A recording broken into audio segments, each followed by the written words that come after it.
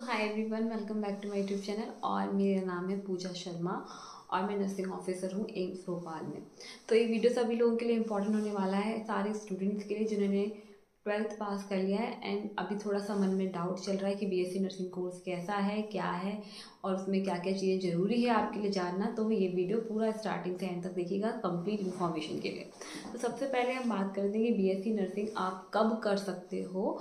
अगर आपने 10th कर लिया है और 10th करने के बाद आपको 12th बायो से करना है, अगर आप आगे बीएससी नर्सिंग के बारे में सोच भी रहे हो, बीएससी नर्सिंग को परस्यू करने के बारे में सोच रहे हो, तो आपका 12th पास आउट होना बायो से बहुत ज़रूरी है। साथ ही साथ आपका जो ऑप्शनल सब्जेक्ट होता है वो इंग्लिश होना चाहिए। ये जो है इंग्लिश मांगते हैं, तो आपका जो ऑप्शनल सब्जेक्ट है वो आपको इंग्लिश रखना है, यानी कि पीसीबी प्लस इंग्लिश ये जो रहेगा कंपलसरी रहेगा सब्जेक्ट में, अगर आपको ग्रेजुएशन करना है बीएससी नर्सिंग से। तो ठीक है, तो ये ग्रेजुएशन की बात हो रही है, बीएससी नर्सिंग की बात हो रही है। बीएससी नर्सिंग के लिए PCB plus English is must. Then second चीज़ आती है कि आपकी एज कितनी होनी चाहिए। तो आपकी एज जो लिमिट है ना, एज लिमिट वो 17 से कम नहीं होनी चाहिए, 17 मिनिमम होना चाहिए आपकी एज लिमिट। नेक्स्ट बड़ा क्वेश्चन आता है कि कितने परसेंटेज मार्क्स होने चाहिए।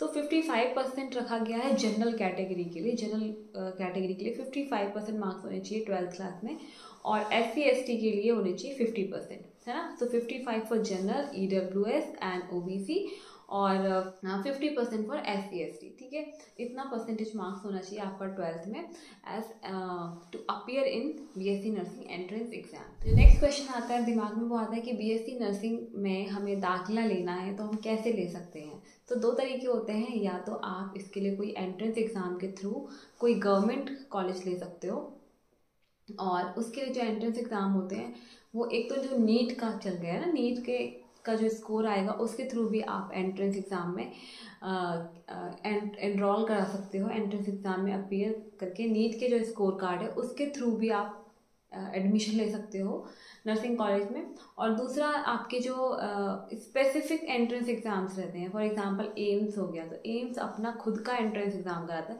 जो नीट का जो है होगा ना, उसके थ्रू आपको अदर गवर्नमेंट कॉलेजेस मिल जाएंगे, बट एम्स का आपका अकेला खुद का रहेगा। एम्स का एग्ज़ाम बीएससी नर्सिंग का वो आपको देना है अगर आप एम्स में चाहते हो बीएससी नर्सिंग करना। ऐसे AFMC है ना, armed force medical college.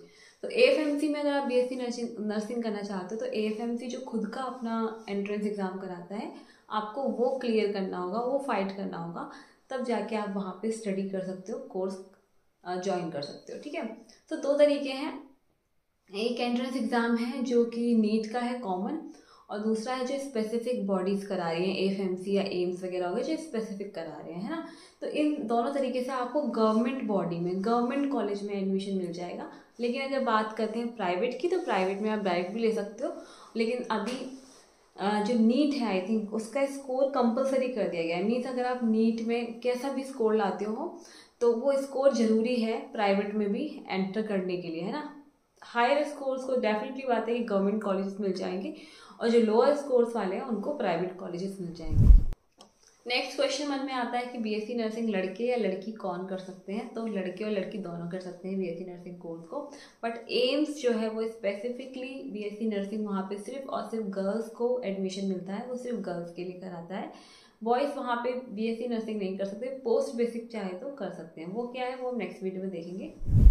Okay, BSc nursing पूरे 4 साल का कोर्स होता है, और ये 4 साल में आपके जो ईयरली एग्जाम्स हैं वैसे भी हो सकते हैं या फिर सेमेस्टर वाइज एग्जाम होंगे।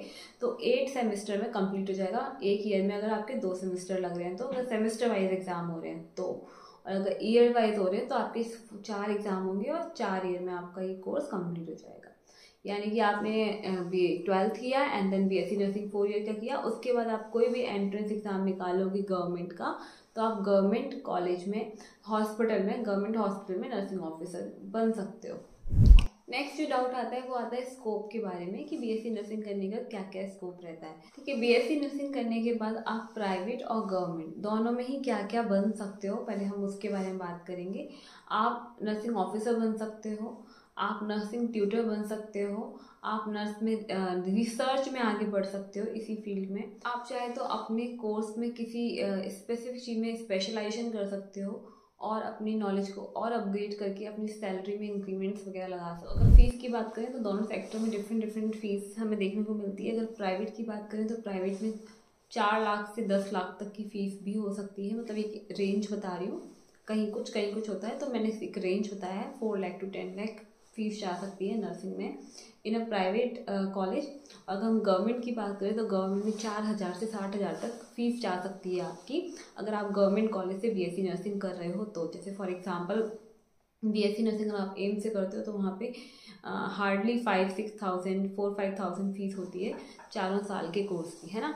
तो ये थे वो सारे छोटे छोटे कॉमन पॉइंट्स जो आपके मन में आते हैं, क्वेश्चंस उठते हैं, कन्फ्यूजन्स रहते हैं, वो सारे मैंने क्लियर करने की कोशिश की है इस वीडियो में।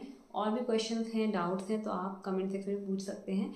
इस तरह के और भी वीडियोस हम आगे बनाते रहेंगे जो कि आपको अपडेट करते रहें, आपकी नॉलेज को अपडेट करते रहें और आपको time to time current information देते रहें। इस कोर्स से रिलेटेड आपको जितनी भी जानकारी चाहिए वो आपको इस चैनल पर मिलती रहेगी।